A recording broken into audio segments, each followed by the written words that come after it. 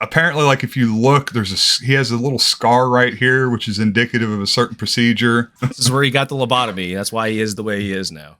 What else? They went in and took out the part that had to do with independent thought so that the Illuminati could control him. And they accidentally nicked his speech center on the way out. So now he can't talk right.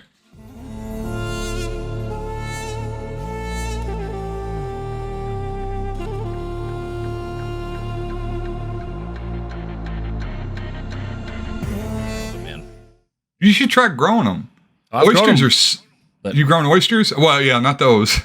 Oh, yeah. Those are the ones I care about. I don't care about to eat them. Oh, okay. Yeah, they're so cheap. Why would you grow them when you can just buy them at the store? Oh, you can't fucking buy oyster mushrooms that cheap, man. Really? Oyster mushrooms are expensive, yeah. And they're so good, especially when they're fresh like that. And it's super easy to grow them. You can get your inoculated substrate. I think it's rye pellets, and there's a couple other substrates that they use for oysters. And yeah, you just get like a big bag, plastic bag, pack it full of straw that you've boiled, and then you put your inoculate in there, cut little holes in it, and then it just like the whole bag colonizes. You see all the mycelia grow through there, and then your little cut marks, they'll just start popping out like giant I don't know, growths of mushrooms. I mean, you can get, and they'll just keep growing. You get like a couple pounds out of a bag. It's very efficient, actually.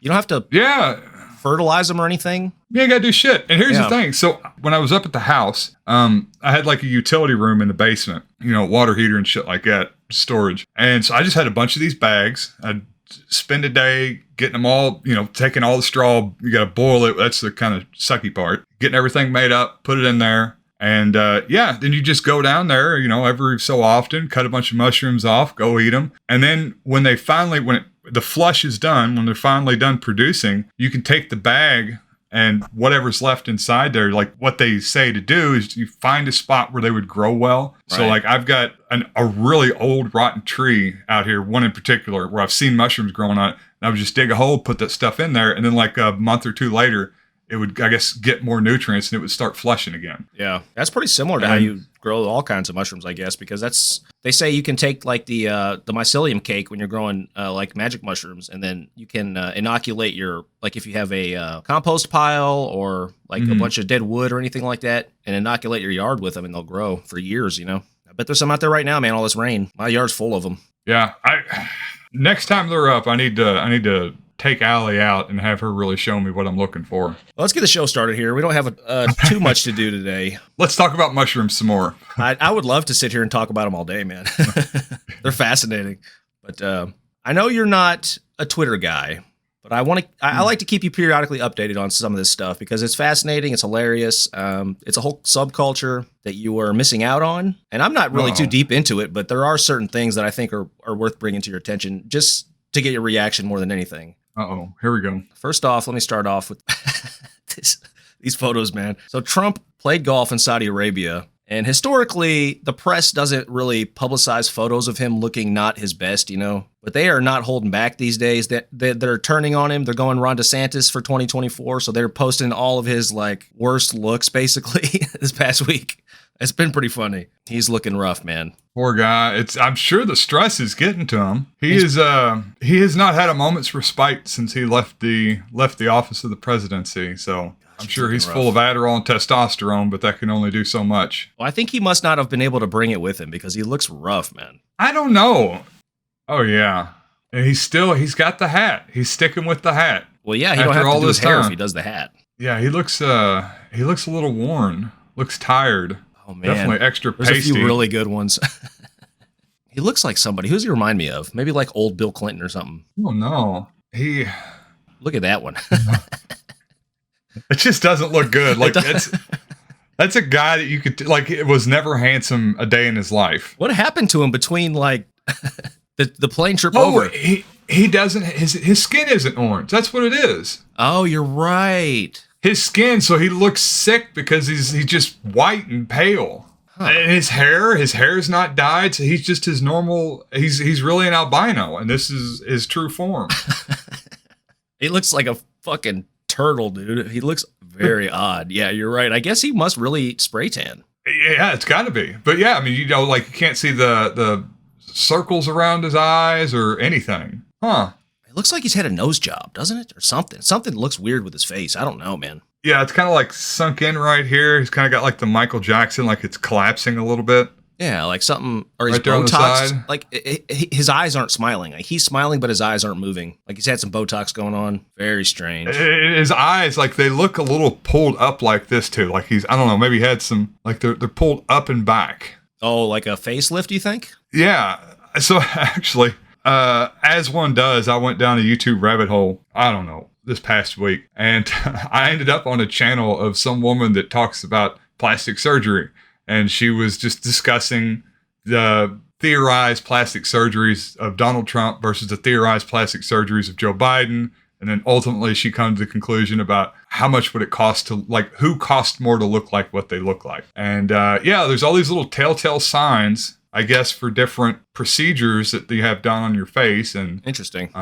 she felt like he had a facelift. It's just a certain way that the skin, like it'll be wrinkly here and then it'll be real tight here. And you, it's like that if you've had the facelift. And she was also saying that she's pretty sure that he had what's called a scalp reduction. So yeah. So like my hairline where it's starting to get like way back here, what they'll do is they'll cut this out and then pull this back up to here. So that's a good idea. You have a normal hairline, but it's your scalp from back here. Well, hair plugs are pretty good now. They take out like thousands of hairs from the back with a needle and put them in the front, and it looks great. Like every celebrity gets it now because it's pretty good. But I've never heard of that. That's interesting. Yeah, I guess you can do a scalp reduction for up here, and you can do one for the bald spot back here. Wouldn't there be like some corner going on, wrinklage, where like, because it's a sphere, you can't just like cut part of it out. Seems like there would be some telltale signs. Yeah, for sure. Well, maybe there are, and we just don't have the eyes to see it. That's true. We could watch this plastic surgery lady and maybe learn a thing or two. What'd she say Biden had done?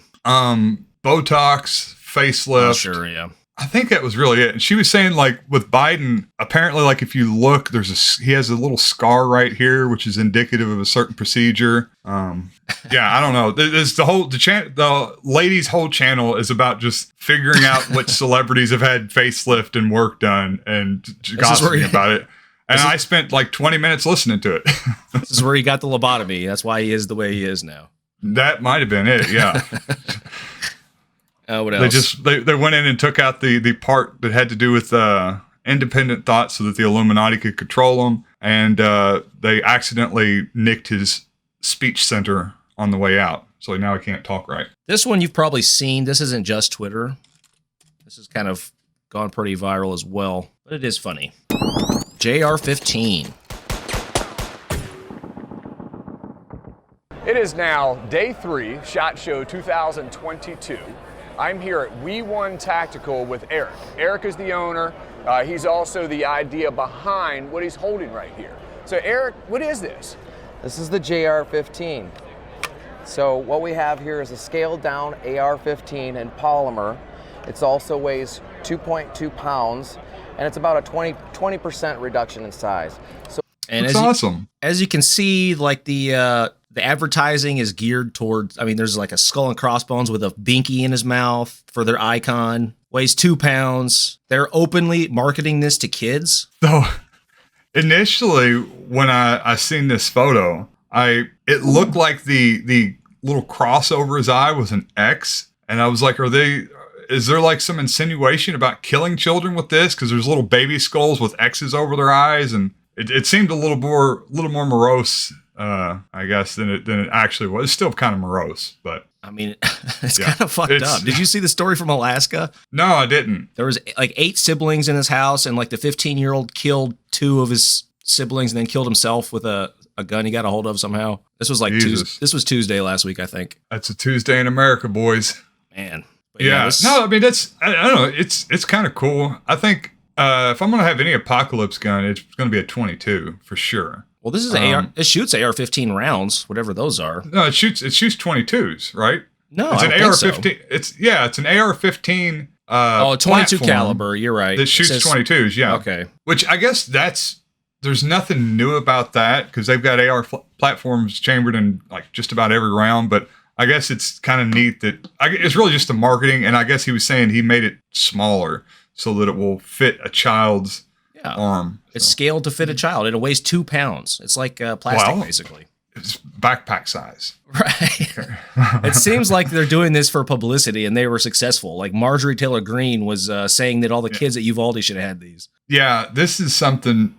I don't want my fucking badass like kids parents having a 22 walking around with a 22, man. Fuck that. Kids are bad. Oh no, it's a horrible idea. My dad used to let me walk around with a just completely unattended with a BB gun. I had like one of them real badass BB guns where you put the CO2 cartridge in it, and I shot some girl with it, almost killed her.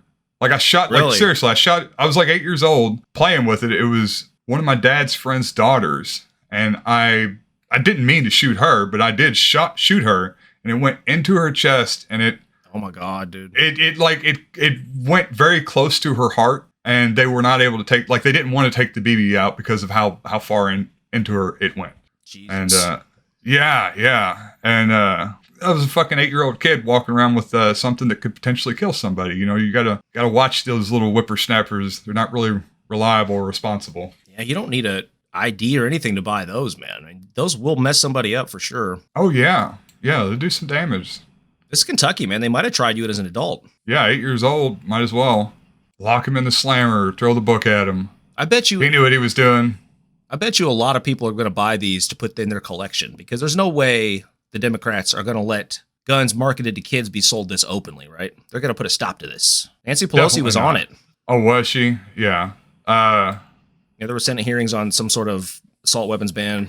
Yeah, it's not going to happen. Yeah, it won't happen, but there's no way. It's too big of an industry now. Last time when they did it, there weren't nearly as many manufacturers. There was like a handful of specialty manufacturers, and they were usually like divisions of larger gun makers that were making these. So it wasn't that big of a hit. Whereas now it's like, I don't know. I mean, I would imagine that the assault weapon market is probably the biggest division of guns that are sold in the U.S. Maybe they make more handguns, but I guarantee they make more money off assault weapons than like shotguns, you know, like practice rifles, like, you know, 22s for target practice or hunting rifles for sure. Well, the market I doubt it was that way back in the 90s. The market has to have a cap because it's not a consumable item. I mean, once you buy it, you have it for life. It's not like it can only grow so large, the market. You can buy more though, and there's always more people. There's always more fear, and there is no end to the amount of fear that can be pumped into this country. Yeah, but how many guns can you shoot at one time? Like 2? It's so stupid.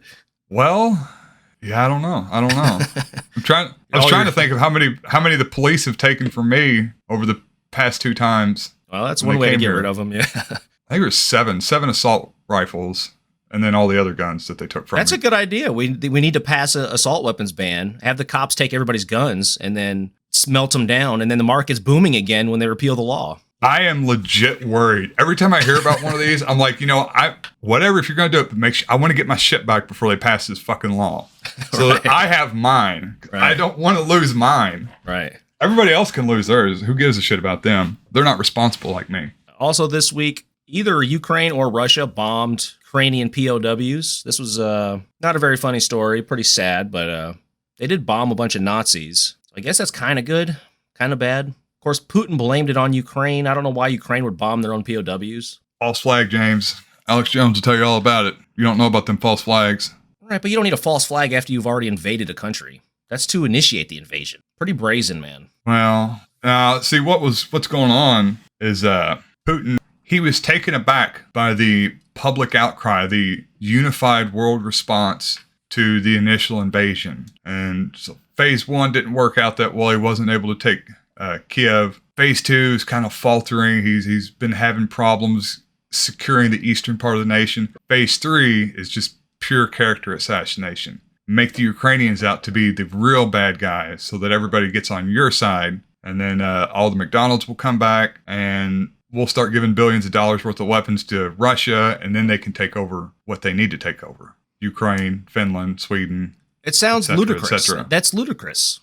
It's more likely that Zelensky did it to try to get the West to intervene. That seems like it's more likely than... I can't imagine what reason would Putin... That's a terrible strategy. It's not him, obviously. It's his generals, whoever his generals are. Yeah. But he's he's basically guareeing that no more Ukrainians are going to surrender. They're going to fight to the last fucking man. Because if they get captured, they're going to get fucking killed. Yeah. It's a terrible strategy from like a art of war perspective. I was getting ready to say, so that's Sun Tzu, Art of War. I wish I could remember it verbatim. It doesn't sound as poetic when I'm saying it, but yeah, you always give your enemy a way out, because if they don't see a way out, they'll fight to the death. So you don't have to give them a way out, but they have to think they have a way out, so that they'll just fight hard enough to get where they're going. And then you can crush them afterwards as they're escaping or leaving or whatever. That's true, man. I put it like, I don't know. I'm 50-50 on this one, man. I wouldn't put it past Zelensky. He's a shiesty fellow. Most of the guys were Azov, so he probably justifies it. Yeah, and two birds with one stone. I don't know. Sure. If they're all Azov battalion, I mean, that was kind of everybody's main apprehension about going full in with the Ukrainian side, right? I mean, that was kind of one thing that gave people pause. Oh, there's all these right-wing militants. Not anymore. Not anymore. Come on in, U.S. And you know, you haven't been hearing about Ukraine as much in the news anymore. So maybe things are kind of starting to slow down. They're die down. We're not talking about it as much. I mean, everybody was balls to the wall in the first couple of weeks, and now it's like, it's old news. Is that thing still even going on? It's a media war, right? Got to get people talking. You got to get people sympathetic. Right. Well, he's in a survival mode, I think. If it is true that Zelensky did pull this off, then I wouldn't put it past him to do this again and like maybe hit a U.S. or U.S. adjacent target. What do you think about that? Like that would be interesting. A trainer, like some trainers or some shit like that. Yeah, I'm sure we've got some ships out there in the water in the Black Sea? That would be interesting. I imagine that Putin is certainly smart enough to not. That's probably the one thing that he's making damn sure doesn't happen, is to draw other countries into the conflict. And yeah, there's probably nothing that Zelensky would love more than to draw everybody into it. Scary shit, man. All right, what else? We have a massive flood in eastern Kentucky. Kentucky getting ravaged with natural disasters lately, like Sim City-wise here. We had tornadoes that killed 80. Now we have floods this past week that killed 20-some so far, and the number's expected to rise. They said the water was rising a foot every 10 minutes. And Jesus. I wanted to show you, there was a couple photos that were really good. There's a front page article in the Times about this. But Reuters has a really good photo here I wanted to share with you. Vote Mitch McConnell. It's like a half-drowned semi-truck with trash like surrounding it in the middle of this flooded river, and it says, "Vote Mitch McConnell." This reminds me of like, what's that Xbox game with the nuclear fallout? Fallout? Yeah, Fallout. There you go. This reminds me of like a scene from Fallout, like the post-apocalyptic scene. Yeah, there's something. What's the word I'm looking for? Ironic, poetic. About the destruction, the Mitch McConnell's name just being surrounded by the refuse of a bunch of impoverished people that are dealing with the disastrous effects of climate change and lack of civil engineering and lack of civil preparedness. I don't know what civil engineering could have stopped this flood, man. Yeah, I mean, is it rivers that flooded? It was Yeah, it was like just a bunch of rivers and creeks, right? It was four counties. Probably nothing. It was 4 counties, like the valleys were all just completely flooded. It washed away homes and shit. I mean, it killed dozens of people. Those are called hollers, James. Hollers, yeah. They're called hollers. The hollers were completely flooded. This could only be better if it said, like, climate change is not real or something. Then it'd be too on the nose, wouldn't it? A little bit. Oh, Dark Brandon trending again. This is epic, man. The Dark Brandon meme has really gone viral. It has been trending for like 3 weeks. Today it wasn't, but yesterday it was. So the conservatives, I think it was actually, maybe it was Ben Shapiro that started this whole thing, but it was the right wing that started this. First, they started with the Brandon thing, and that didn't really get picked up right away. This stuff never does. But then they started with the Dark Brandon memes on the right, trying to cast Joe Biden in a evil light. And of course, this was picked up on by the left eventually, and they started memifying it. Yeah, I've never even heard of this, Dark Brandon. I remember Let's Go Brandon. I'm really not on. I've got my certain subreddits that I go to, and that's it as far as social media goes. You're going to enjoy this one. This is the best one, the one that has been trending. This is from Sock Done Left, I think, on Twitter. Put this together, but it's sort of a compilation of all the best Dark Brandon memes. It can't be bargained with. It can't be reasoned with. It doesn't feel pity or remorse or fear, and it absolutely will not stop ever. You are dead.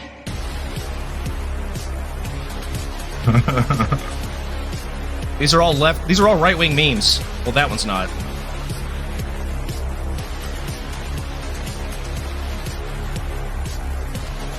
For all those of you who voted for President Trump, there's no way out. So good. So good. It can't be reasoned with. The creepy smile at the end. I love it. Oh God, that's great. Yeah. So that's what they're scared of. Yep.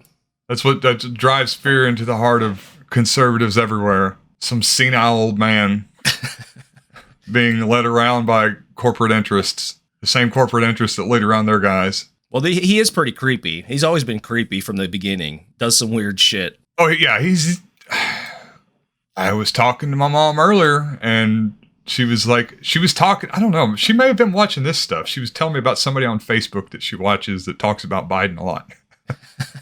Like, we're already off to a good start.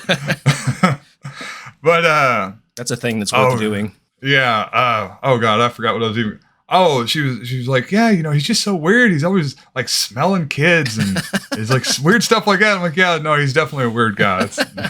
Nobody likes him. I mean, he's not very representative of like most people, obviously. People are so desperate for like a strong fucking leader to stand up to these fascists that they're inventing one out of thin air, basically. Yeah. Well, it's nice to pretend. I'm not sure if you watched all these clips, but if you haven't been on Twitter, you might not have seen this one. I'm going to show you here. I probably haven't seen any of them. Yeah, this is from a speech at a Virginia military base. Survivors will call Virginia home. I'm especially honored to share the stage with Brittany and Jordan and Nathan and Margaret Catherine. I love those barrettes in her hair, man. I tell you what, and look at her. She looks like she's 19 years old, sitting there with her, like a little lady with her legs crossed. Brittany, you're doing triple duty as a little creepy, man. It's creepy because of how relatable it is. We've all had to explain that she looked like she was 19. Nobody ever listens, though. Nobody ever listens, especially the courts. What can you do? The way he says, like, God. What does he say? He doesn't say God damn it, but he says something to that effect. Yeah. The way she's just sitting there, God damn it. He's turned sideways. You see the profile, and he's got the waddle that comes down like this, and he's just smiling. Look at her. She just looks like she's 19, sitting over there like a little lady. Let's revisit this one because this one cracks me up too. I want you to count how many random women he kisses on the lips in this fucking clip. Why don't you kiss me? Thank you. I don't have a doubt about it. There's one. I don't know who that is. Maybe it's just... They can't all be his mother. There's three right away. Thank you all for your patience. Four. Bring the whole family. That was on the cheek. He's like, I just kissed the president. It was close to the... He kisses, even when it's on the cheek, it's close to the lips. Baby, how are you? Good to see you. You're getting old, aren't you? Sally, how are you? You got a smile that lights up the whole Senate chamber. Good to see you. You're getting too old. You're getting too old. Have you seen the one with Hillary where he hugs Hillary for like 50 seconds and she's trying to get away from him? You haven't? We're going down a rabbit hole today, buddy. He's such a weirdo, man. There's something about being in that fake world so much, the world of politics and celebrity, that you just hugs that keep going and going and going. Joe Biden wouldn't let Hillary go as they met on the tarmac. like you completely. Okay, Joe. Okay. Hug they He thinks they're in middle school and they're at the school dance. Wrong. Just holding her by the waist. Wouldn't unhand Hillary for almost. She's tapping out. Look. 16 seconds. That is insane of a... I mean... Oh my God. They're acting what they think normal people act like. It's just like the complete loss of self-awareness. I don't know. I guess when you get trapped in that world so long, I don't know, kissing people? Is that... On the lips, what part of the country do you do that? I wouldn't even kiss somebody on the cheek if I didn't know them. The French are fucking monsters. They don't even do that. They kiss on the cheek. They are. They're horrible people. But I don't think... I haven't kissed... I don't know. I wouldn't even kiss my grandma on the cheek. I would kiss people on the cheek, but not on the fucking lips, bro. I kissed my daughter on the cheek maybe last time when she was like 8 years old. I think anything after that, it's just inappropriate. In this country, yes. I mean, in Europe, I think it's pretty standard. You don't It's kiss a socialist hellhole. Well, that's true, but I don't think it's that. It's more like a bourgeois thing, ain't it? Like you kiss. No, yeah, it definitely is. It's a rich person thing. This is something that in my head, I'd be like, oh, this is wealthy people at an art gallery in New York City. This is the type of shit that they do because they think it's European. And this is how the Europeans do it. So we're going to, or people in Hollywood, I guess. That would be another thing. You got to do the double kiss. Hollywood, right? I don't know. Is this shit I'm just making up? No, yeah, I know it happens. I just don't know where. I think it's very fucking odd. Harvey Weinstein. Well, I think the deal He's the one that created it. I think the deal with Biden and Hillary, because, Biden was a stud throughout most of his life. I mean, he still looks good for his age. Biden was probably the one fucking Hillary. Bill Clinton wasn't doing it. I don't know. I don't think Hillary's had sex with anybody in 50 years. She's all about the pursuit of power. She doesn't care about sex. She probably never did care about sex. Right. She doesn't care about earthly pleasures. No. It's all about just the unending, tireless, cold pursuit of power. She doesn't have sex, but she masturbates reading The Prince by Machiavelli. Yeah, there you go. That's it. I keep delaying the good stuff, but here's... We're waiting for relief. I got them $1.9 trillion relief so far. They're going to be getting checks in the mail that are consequential this week for childcare. A lot has been happened already, number one. Number two, I'm going to fight like heck to get them the rest of what I think has to be done. And these are really tough. One of his media people were in the back of the room going, you got to stand up, Joe. You got to stand up. Stop doing that. And he just... The environment. Don't dismiss it at all. Just remind him, I wrote the bill. I wrote the bill. On the environment. Why would I not be for it? The question is, how much can we get done? And I'm not being critical, y'all. I really mean this. It was legitimate questions you're asking me. Asking me, well, guess what? Employers can't find workers. I said, yeah, pay them more. This is an employees bargaining. This is the greatest speech an American president has ever given. They're going to have to compete and start planning. Comrade Joe is sticking up for the workers. Yeah. Talk of inflation. The overwhelming consensus is going to pop up a little bit and then go back down. I wrote the Whisper some more, Joe. That's like me on Coke. One more and we'll move on here. I'm having too much fun with this. We just have this big meme review episode. These aren't memes. This is real life. This is the real president, man. Some of the stuff when he was VP, but the speech there, that was when he was president. That was last year also. There's one part of me that likes the realness when they're not given the political speech, they're connecting with individuals on a real level. And then there's other parts where it's like, man, you're just not doing it right. Just do the presidential thing. Just go out there like a politician, give your canned speech and then walk away. Don't try to connect and relate with us on a personal level because you just creeps us all out. It does when you do it like that. Now listen, Vladimir Putin. I've got the button. I've got the football, Jack. We're not going to take any more of that malarkey. This was also trending last week. See if you notice anything about this one. Police, the D.C. Metropolitan Police, other law enforcement agencies were attacked and assaulted before our very eyes, speared, sprayed, stomped on, brutalized, and lives were lost. Talking about Jan 6th here. For 3 hours, the defeated former president of the United Notice anything about this video? Anything weird? He has not blinked. Correct. Private dining room next to the Oval Office. Holy shit. While he was doing that, brave law enforcement officer subject to... He must have just had the Botox done. 3 hours. It's like just holding his eyelids open. Surrounded by carnage. Shit's getting real. President. The police were heroes that day. Donald Trump lacked the courage to act. The brave women and men in blue all across this nation should never forget that. You can't be pro-insurrection. Is this even possible for a human being to do? The amphetamines are kicking in hard right now. He's just feeling that, whoa, buddy. Right. Of our families, our children. Took a little bit too much Robitussin this morning, didn't he? Buddy, you got to chill on that stuff. I will always meet that duty, just as you do every single day as members of a critically important organization. May God bless you all. And may God all right, buddy, you win. You win in the staring contest. Oh, Jesus Christ. Oh, man. Damn. That was That was unsettling. That's proof he is a lizard person. Lizards don't have eyelids. It is true. It is true. He just has some little kid come over and lick his eyeballs while he smells their hair. God bless America. Gotta get right to this shit. This is one I've been meaning to talk about for a while. I think it's important for people to know about at least. And what we're talking about here is jury nullification. So what is jury nullification, Tony?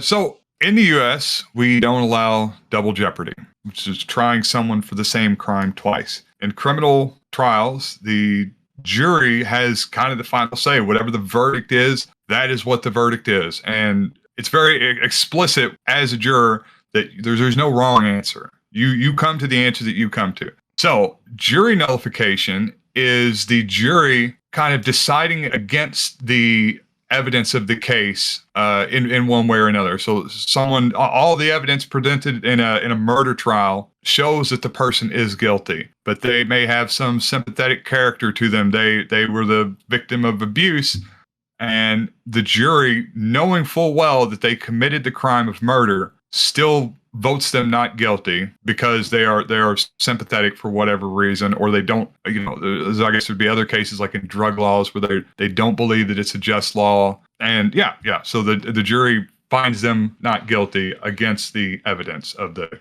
trial. Yeah, there's a few interesting things about this. It's not really used in modern day because people don't know about it. It was used like during the Civil War, right? It was sometimes if there was a abolitionist juror, he would nullify the verdict against an escaped slave using jury nullification. Well, so I mean, it's an old practice. I mean, this goes back. It kind of derives from the English common law that our laws are based on. The other reason people don't really know about this or really invoke it, you can't invoke it. You have to just do it. Because if you say that you're going down this road during the jury selection process, you'll be kicked off of the jury, for one. And for two, right before sentencing, well, I should say right before deliberation begins, the judge will give all these instructions, like don't let your personal biases interfere with the decision. You have to obey the letter of the law. The judge tells you have to obey the letter of the law, but you don't actually have to. You can use this principle, jury nullification, to vote not guilty because you don't believe in the principle of the law itself.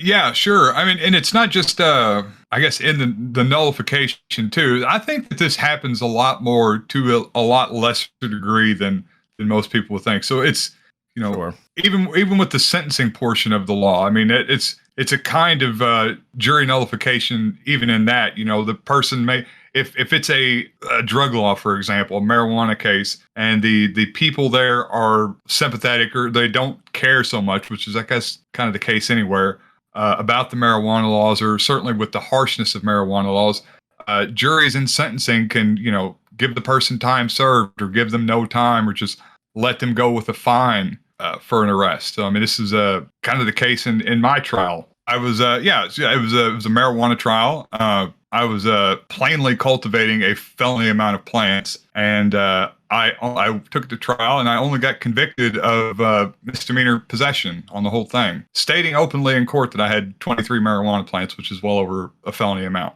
So, is that nullification? And this is something that my lawyer actually had talked about. He wasn't specifically jury nullification, but he was letting me know that, if we make ourselves sympathetic enough, if we make our case well enough that, juries can kind of do funny things, and if you can relate to them on a personal level. And it happened in my case for sure. Well, now the Supreme Court has decided several times on this. Your lawyer is not allowed to inform the jury about this principle. They're not allowed to tell the jury, hey, you can nullify this verdict if you want to. You don't have to convict based on the letter of the law. You can choose to acquit based on your beliefs, your principles. Certainly, like I said, during the trial that I've experienced, that the judge takes a lot of care in letting the jury know that they are not there to make a statement about whether or not you think the marijuana laws are fair, whether they personally think marijuana should be legal, anything of that sort. It is strictly whether or not this person met this definition. Right. That's the only job of the juror. The juror can still do what they want, but for whatever, I guess they want to hide this. They want to hide this. Yeah, they want to hide it, and they want the law to function how they want it to function, and they're not really interested in having kind kind of democratic input into the criminal justice system, which is exactly what jury nullification is. You know, it's an opportunity for the people to be the highest judicial voice in the land, and certainly on the enforcement end of it. And so if you're listening to this or watching this out there, guys, and if you get called in for jury duty, it only takes one juror to hold out and vote acquit. It only takes one juror to nullify the entire jury. If you hold strong, don't admit to what you're doing. Just don't fucking say anything. Just vote to acquit. If it's a trial where you're there, it's some fucking bullshit drug charge, or if the cops are obviously corrupt and you know they are, or some situation like that, you can definitely use this principle to benefit society, benefit the members of your community, because at the end of the day, this is somebody in your community that is being unjustly prosecuted on these bullshit fucking laws. Yeah, and you know, and you don't have to acquit them on all the charges. If they had some charges you're okay with, you know, go ahead and vote your conscience on that one, or vote the facts on that one. But you know, if there are elements of the charges which you don't agree with, you know, certain drug-related or violence towards a police officer, and that you think is kind of unfounded because the police officer lied, said he was resisting, which is always the case. Yeah, you should vote your conscience and let people know, because lawyers definitely notice this stuff when people get let off on things that they know they should have been convicted on, or they get lesser charges on things. You know, particularly in smaller communities, the word gets out, and you know, it really does make a statement. Certainly in the legal communities of these small counties. How about shoplifting? Do you nullify that? If it's, say, you're shoplifting from Hugo Boss or Versace, you nullify that one? I don't think oh yeah, I would. I don't care about that. I think for the most part, by and large, if you're shoplifting, that person needs to be taken somewhere where they can get some sort of civic help, and not actually, they don't need to be going to jail for it, I guess would be what I'm saying. If you're to that point in life where you feel like you need to shoplift something, we need to be kind of looking at ourselves as society and see what got this person here and how they fell through the cracks, and not be putting them in jail.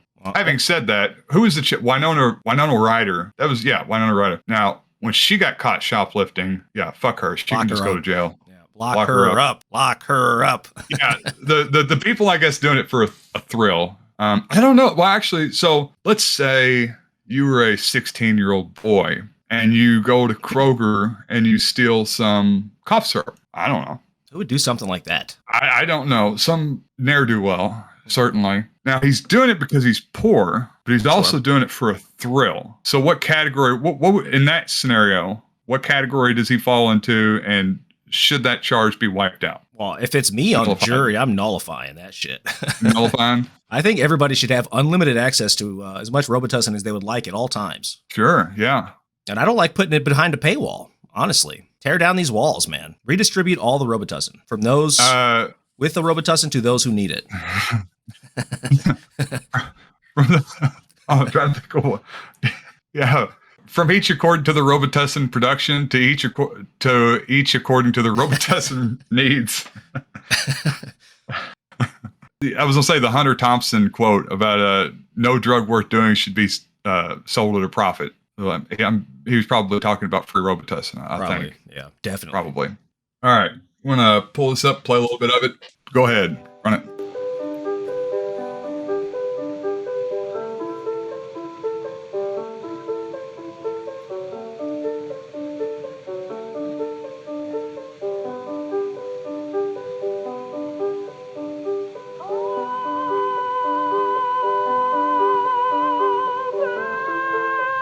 Do you know who this is, James? Is this him singing?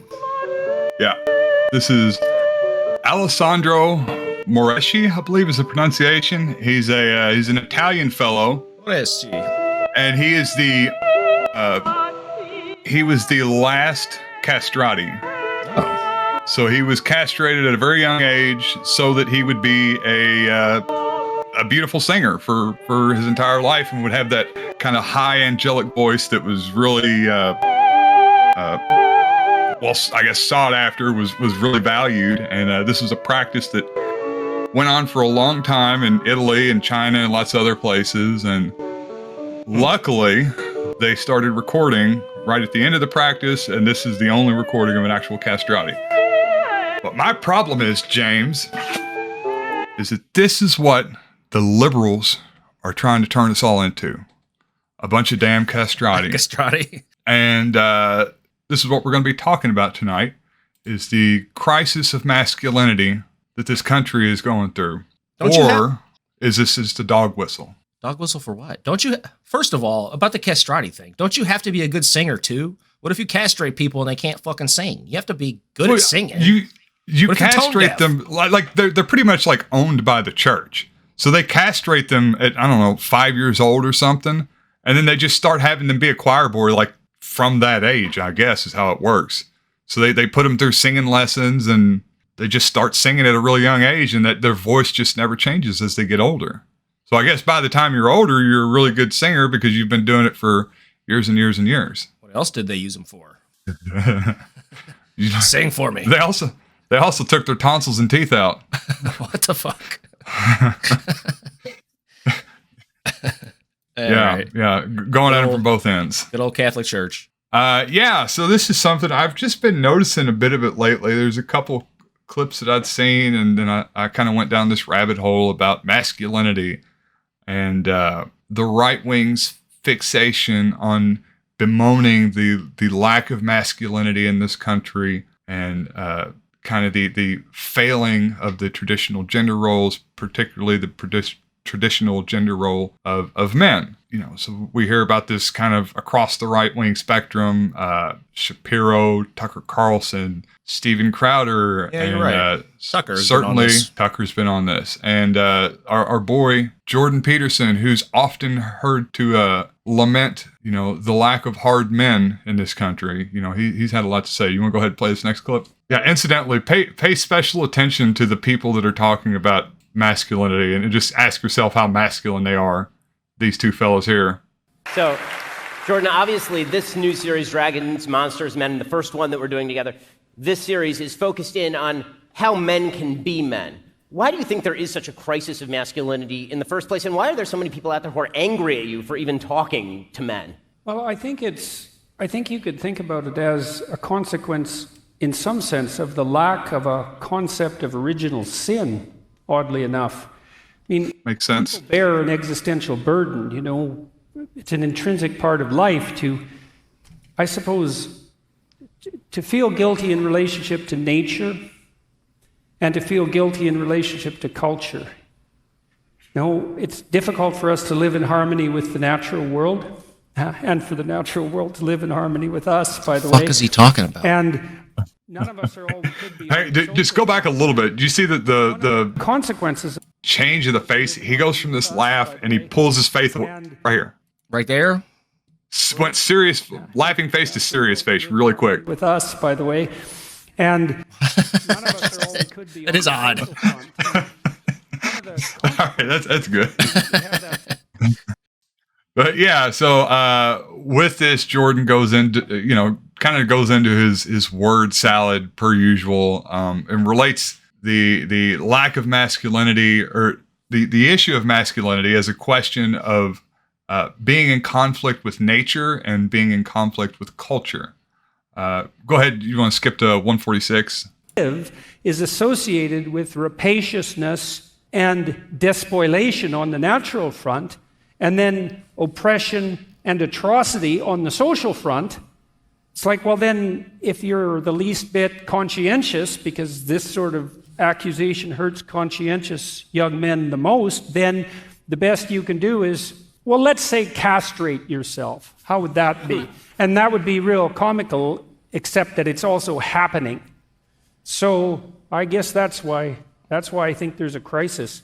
And there's something serious at the root of it, right? Because we do have to. All right, that's good. The fact of. Is he talking about is he trans bashing? Is that what he's talking about when he says that's what's happening? Yes. Yeah. So it's that plus some. So Jordan says that this says that because Jordan says it's because the rapaciousness and despoilation on the natural front and oppression and atrocity on the social front. So there are two things that these guys continually bring up, is the declining masculinity as being part of two things, this inner conflict, the conflict with the self, and then conflict with society or culture. So I've been trying to figure out what exactly it is that they mean by this, because none of them are very clear. Sounds to me like he's saying that we feel like the public discourse is that men and masculinity is causing these things, causing the public conscious interprets it as, masculinity means the disposition of nature. It also means the rapaciousness. That's what it seems like he's saying, which there's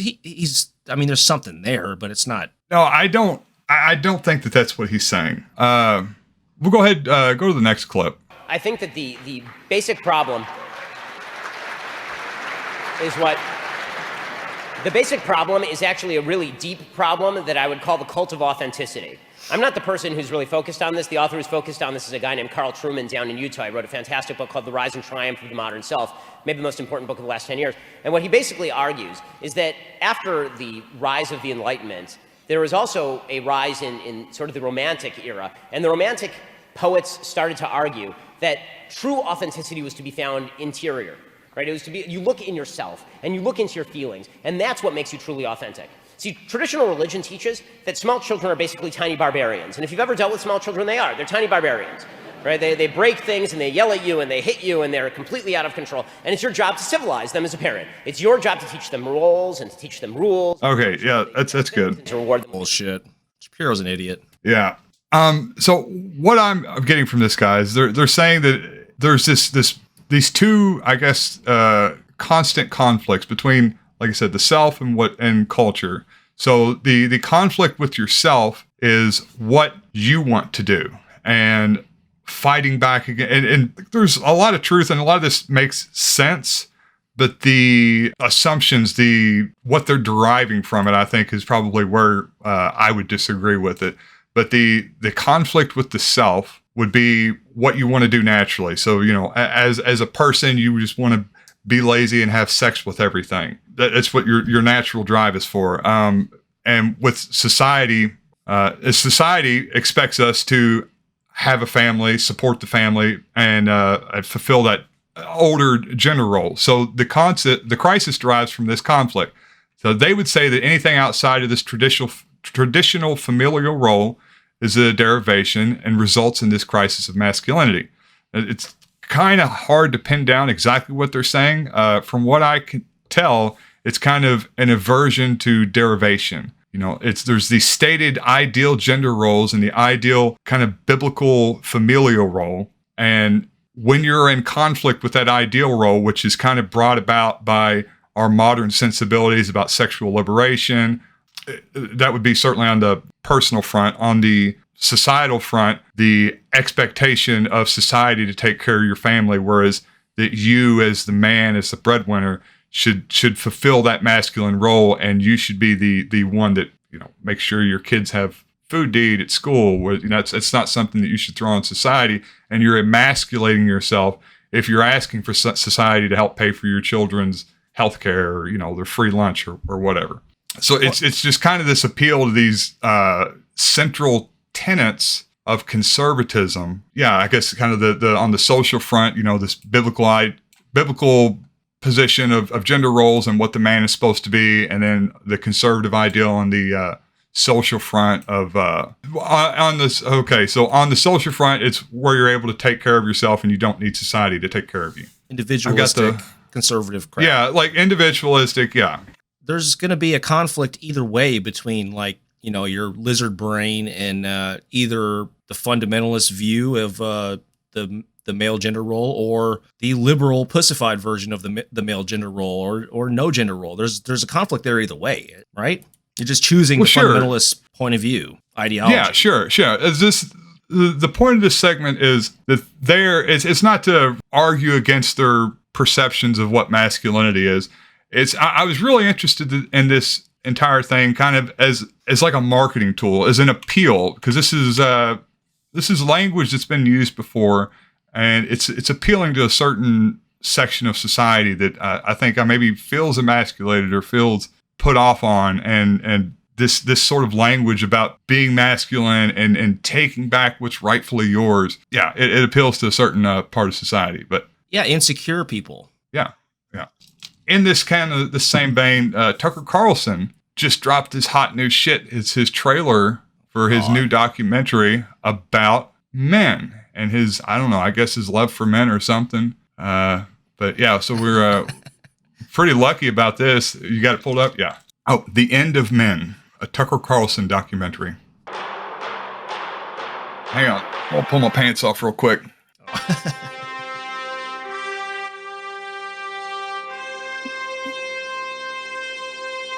Is that Tucker?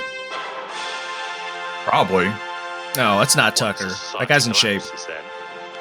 You're in hard times. Well, hard iron sharpens iron, as they say, and those hard times inevitably produce men who are tough, men who are. Is that Mark Zuckerberg? Looks like him, doesn't it? And then they go on to reestablish. Is he drinking beer? What the fuck? The cycle begins again.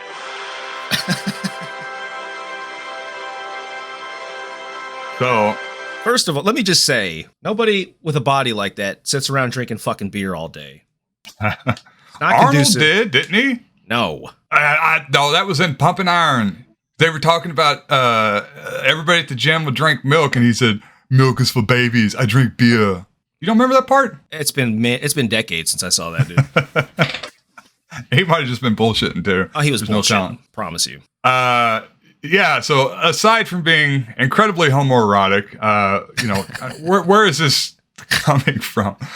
Ben Shapiro and Jordan Peterson tried to kind of wrap this conversation up in these pseudo-intellectual arguments about the conflict between the self and society and all that. I think Tucker is just kind of going straight for the jugular and the purely emotional appeal side of this, which I think is what it's really about. Yeah.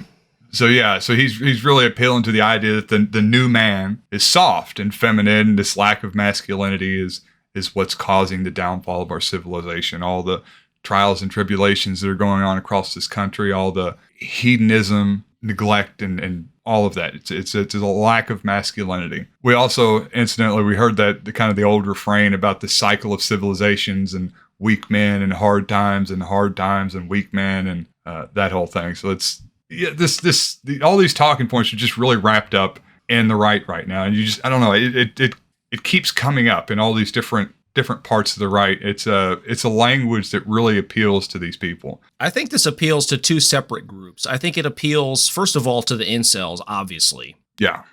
Because they feel insecure. They probably do feel emasculated, right? They are emasculated, right? Sure. There are material reasons why there is this class of underpaid males who can't get dates and are on the internet too much, which we can talk about sometime. But the other group of definitely people, not me, bro. It's definitely not me.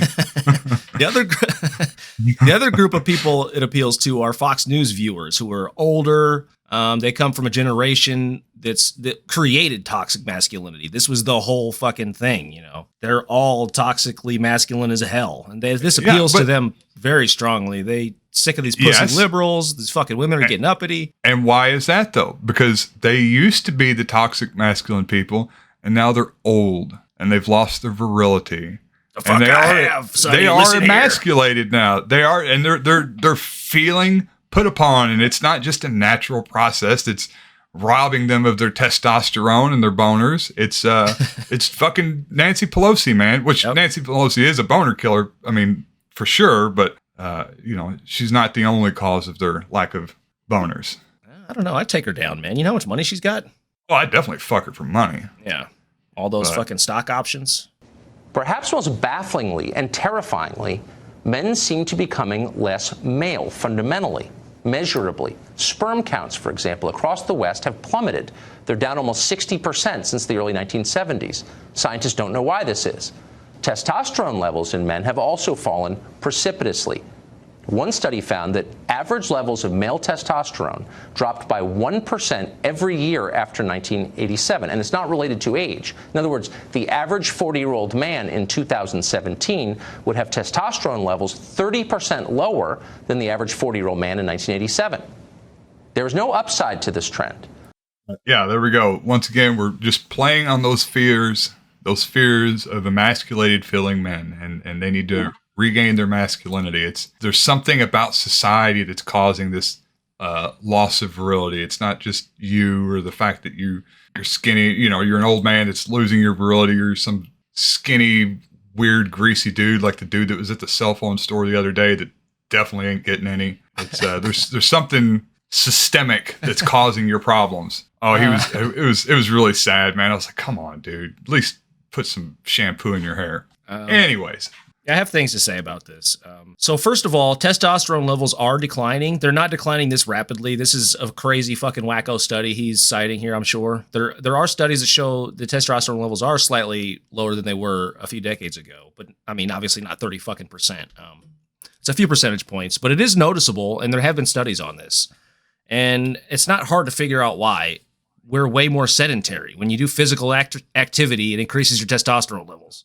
That's why the best thing for natural testosterone increase is like squats or deadlifts. Like the hardest activities increase testosterone the most. All we do is sit around on fucking watch Netflix now. It's not really that hard to figure out. Our diets are shit. We don't do anything. There you go. And what was the other thing I wanted to say about this? It's not, the other thing was he's attributing this to some sort of social happenings, like he's attributing this to like Black Lives Matter or like gay marriage or something. Like what? Yeah, he's not trans people. He just implies shit on his show. He never says what he means, so it's hard to. Critical race theory, James. Critical race theory. It's causing your sperm. Potato head. Causing your. Yeah. The gay it's not M&Ms. Mr. Potato Head anymore. We emasculated Mr. Potato Head. He used to be a Mr. and now he's just some non-gender formless potato. Yeah, you know they used to put balls in the box with the toy, and they that reflects on all of us. All right. So the point of this segment is: are these recycled fascist talking points? I've been reading a lot about fascism for the past few weeks, and this is why I keep noticing these things when I hear them on right-wing media, and I get tunnel vision towards them, and I want to know more. I hear a couple people talk about masculinity, and I'm like, oh, I've been reading about that. Dive into it more. But anyways, so I think we could probably find some parallels to what the right is saying now, specifically like what Mussolini and his goons were saying in the 1920s. This is an interesting one, man. I am not very well read on Italian fascism. I should read into this because there's a lot there. So, little fun fact real quick.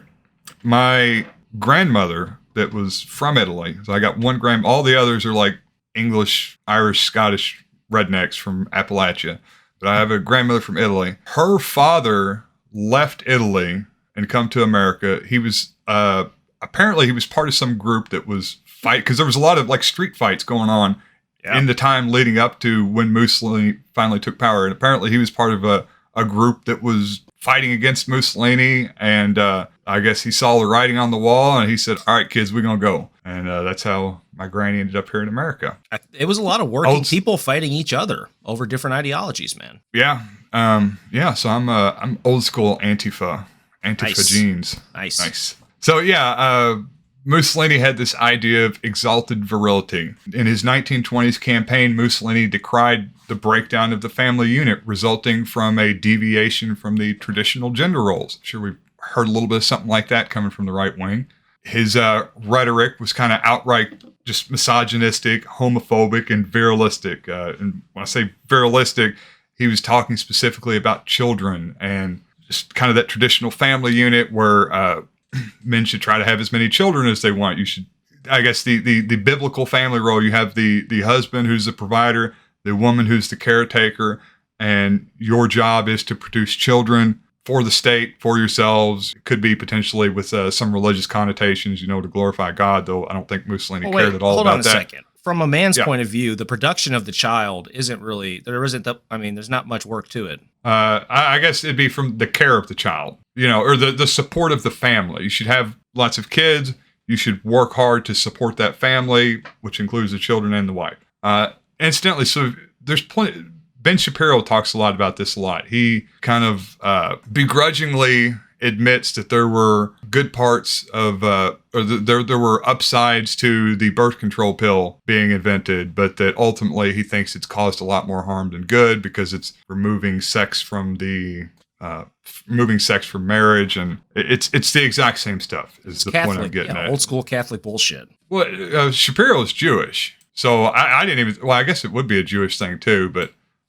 So, with Mussolini, he was certainly appealing, obviously that's where the Vatican is, he was appealing to these traditional Catholic roles, and It's so stupid because the more kids you have, the lower standard of living your family's going to have. You know what I mean? It doesn't really make sense to have more in a modern day when kids aren't dying at a 50% rate. I mean, it doesn't really make a lot of sense outside of a religious context. Well, the problem with your statement you just made is in the modern day, and you're talking about from a modern context. So this is a big point of conflict in the fascist rise in the 1920s, Mussolini and the fascist rise. So there was this idea of this, there was modernism, which is people like you, it'd be like the liberals and the progressives and the socialists of the time. This point of view never made sense to me because it's like, what period in history do you think was better than now? Like, honestly, where do you want to go back to, guys? It doesn't make any sense. Yeah, during that time, there was the modernist movement. And the modernists were people that were trying to move towards a more modern world. They were throwing out all these antiquated ideas just about everything, about art, philosophy, what the traditional family roles were supposed to be, how society should function. And it was kind of this idea that, like, we're going to start back from ground zero. We're going to evaluate and assess each of these things on their own merits. And if they don't work for a modern society, we're going to throw them out. I guess at the time, it's kind of like the liberal movement. It was eschewing all these traditional values that a lot of these people held really dear. One of which would have been the traditional role of the man and masculinity in the traditional family unit. The fascist movement, in many ways, was kind of a pushback against the modernist movement, which was kind of taking hold everywhere. So there was the antithesis of that, which was the fascist anti-modernism movement. Interesting. So this is more of the social side of sort of Italian fascism, right? Yeah. And this is what I kind of see going on with the right wing now. This is all social stuff. I mean, we're wrapped up right now in the culture war, and this is the culture war at the time.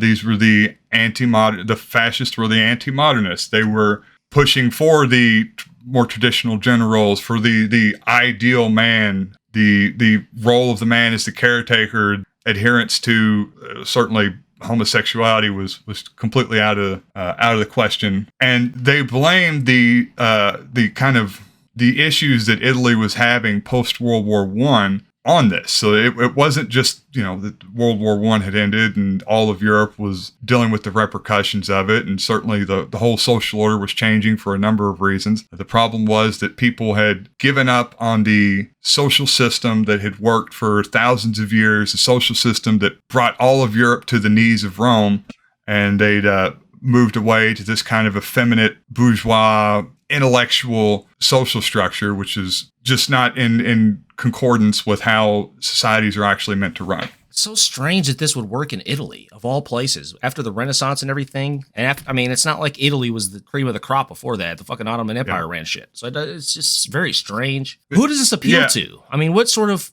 people? I guess they're afraid of change, or they're just... Yeah, well, I think, it appeals to the same people that it's appealing to now. It's disaffected people that feel like they were maybe once in the driver's seat of society and have since kind of fallen out of favor, or people that had never got into the driver's seat to begin with. And that's the two people we were talking about, the Fox News viewers. They were in control and they're just not anymore, or the incels that have never had their opportunity to get in control. Yeah, so I got the note down here at the bottom. So yeah, fascist anti-modernism, it's a political ideology that consists of these main elements.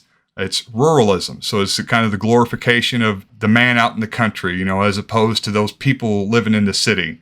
Yeah. Anti-urbanism, that's, I guess, kind of the opposite side of that. Yeah. So you're like, here in this country, we hear about the liberal elites, the East Coast elites, the West Coast elites.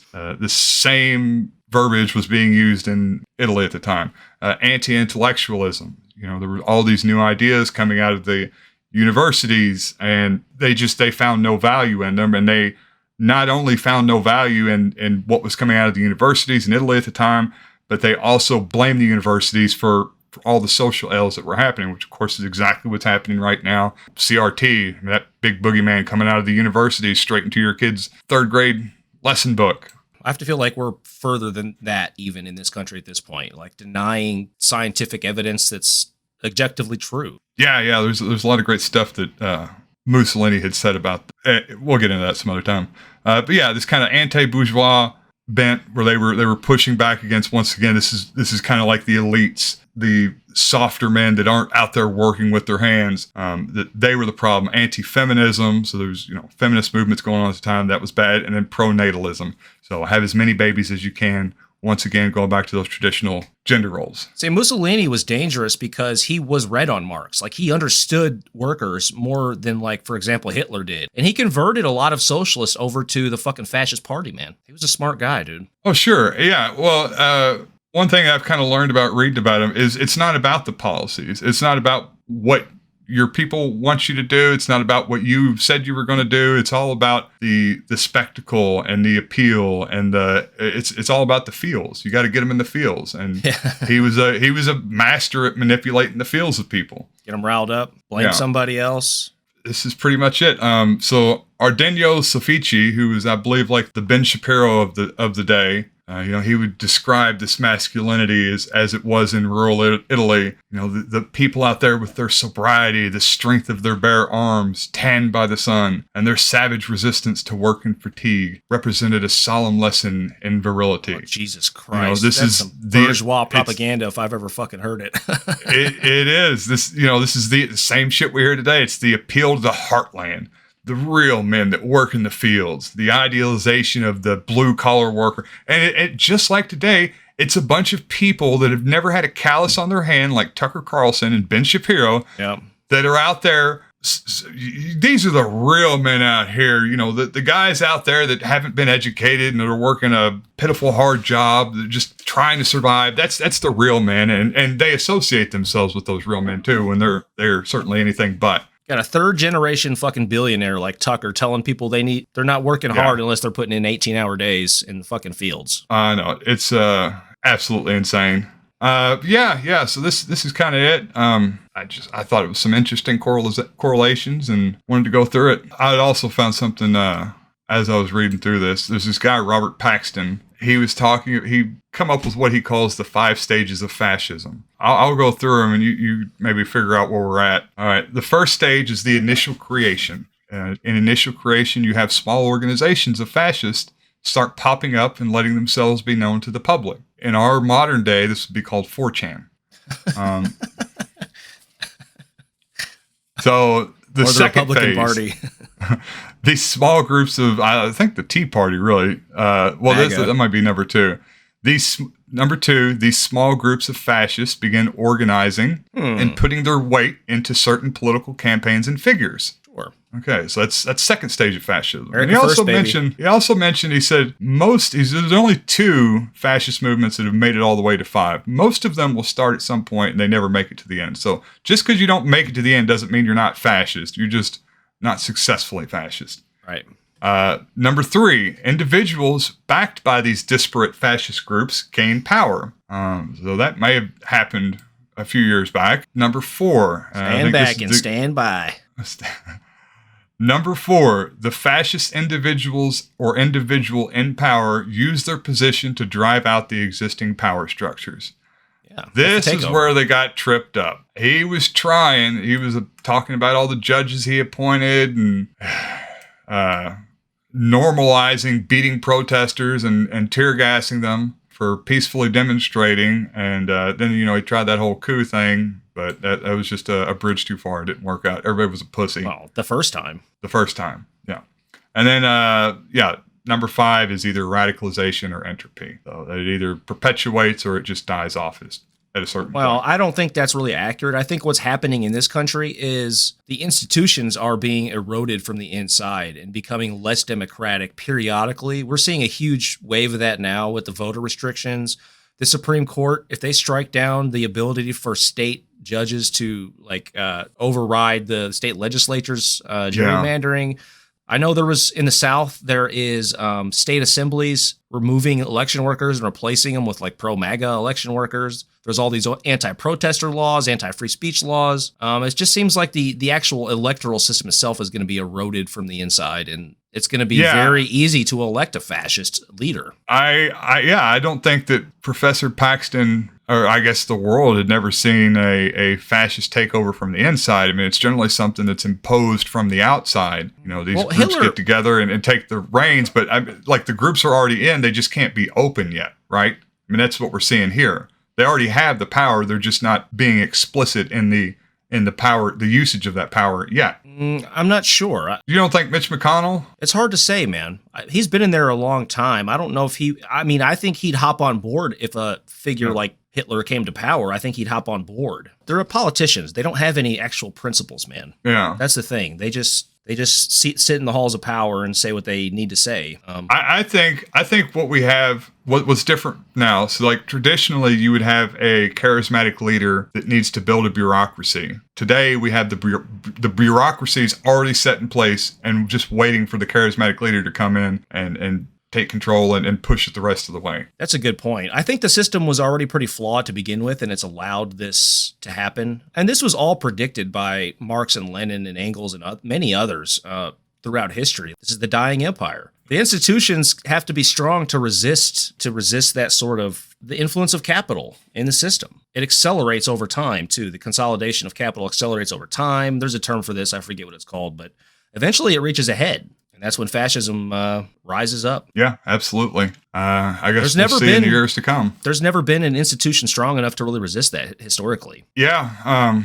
Just hope I get my guns back before they try their final push. Hopefully, I'm alive to see what happens here. I'm curious. I know it. When the fascist takeover starts, I want to at least be able to witness it. You know, I want to. Well, we've talked about this. Accelerationist. I want to be the Negan out there after the world falls apart, walking around and building my empire. I just want to be the last one alive. I wouldn't make it because I don't have any guns, so I wouldn't survive that long. So I'd have to like hide out until it's all over. Okay, so as we were talking about masculinity, there's a lot of people out there that aren't really sure because it is kind of an amorphous term and it's really hard to define. Anyways, as I was doing this research, I've really found this great video that really I feel like it kind of encapsulates what masculinity is. So we'll go ahead and play this for you real quick, James. You might need a lesson. What is a masculine man? A real man is a lumberjack, flannel shirt, and a big sharp axe. He clears the forests and builds the cities for those pussies to live in. A real man is one with nature and can survive off the land. But don't think that makes him some gay environmentalist. Real men have big toys. You're never too old for a Tonka truck. A masculine man is dangerous, so be careful who you're talking to. I might have to tell you what a masculine man is, but all the ladies know.